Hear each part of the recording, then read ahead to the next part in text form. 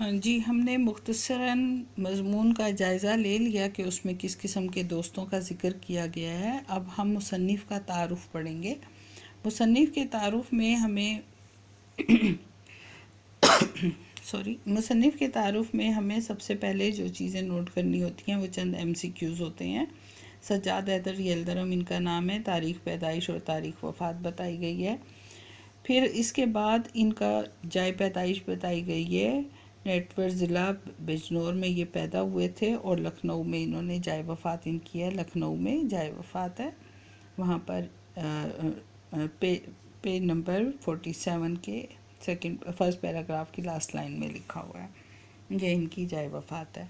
फिर इनके हालात ज़िंदगी हमने पढ़ने हैं। हालात ज़िंदगी में लिखना है कि यल्दरम का बचपन बनारस में गुजरा और इब्तदाई तालीम यहीं हासिल की। अलीगढ़ से BA किया। इसके साथ ही ज़ाती शौक़ से तुर्की ज़ुबान सीखी और बगदाद के बरतानवी कौंसल खाने में तर्जुमान के तौर पर काम करने लगे। कुछ अरसा कुस्तुनतुनिया में भी रहे और तुर्की ज़ुबान व अदब के मज़ीद मुताला किया। अलीगढ़ मुस्लिम यूनिवर्सिटी के रजिस्ट्रार के तौर पर काम किया। फिर जज़ायर अंडमान में रेवेन्यू कमिश्नर रहे। ये इनके हालात ज़िंदगी हैं, जिनमें अलीगढ़ से BA करना ये बहुत इम्पोर्टेंट है। अलीगढ़ से BA किया, इसको बोल्ड करेंगे। फिर तुर्की ज़ुबान का ज़िक्र करेंगे। फिर कुस्तुनतुनिया का ज़िक्र करेंगे, कुस्तुनतुनिया का ज़िक्र करेंगे। तुर्की कुस्तुनतुनिया से तुर्की ज़ुबान सीखी। कुस्तुनतुनिया इस्तंबुल का नाम, पुराना नाम है इस्तंबुल का। अभी आप आगे एक मज़मून भी पढ़ेंगे इस्तंबुल, जिसका नाम पुराना नाम कुस्तुनतुनिया था, तुर्की में जो है। ये इसमें से हम ये बोल्ड करेंगे। रेवेन्यू कमिश्नर, जज़ायर अंडमान का रेवेन्यू कमिश्नर जो है, ये भी एक अहम बात है। अगर आप लिखना चाहें तो इसको भी कर सकते हैं बोल्ड। ये इनकी हालात ज़िंदगी हैं। फिर सज्जाद हैदर यल्दरम की अफसाना निगारी।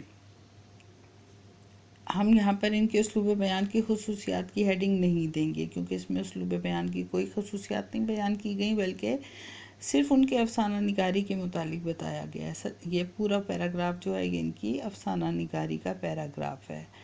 इसमें आपने देखा होगा कि ये मैंने डॉटेड निशान डाले हुए हैं। अफसाना नवीसी और तुर्की ज़ुबान में उर्दू में तराजिम उनकी शोहरत का सबब बने। ये एक ख़ास लाइन है जो कि इनकी MCQs के लिए की जा सकती है कि सज्जाद अफसाना नवीसी और तुर्की ज़ुबान से उर्दू में तर्जुमा, यानी सज्जाद हैदर यल्दरम की वजह शोहरत क्या थी। उनकी वजह शोहरत अफसाना नवीसी थी और तुर्की ज़ुबान से उर्दू तराजिम, ये दो चीज़ें जो थी इनकी वजह से इन्होंने शोहरत हासिल की है।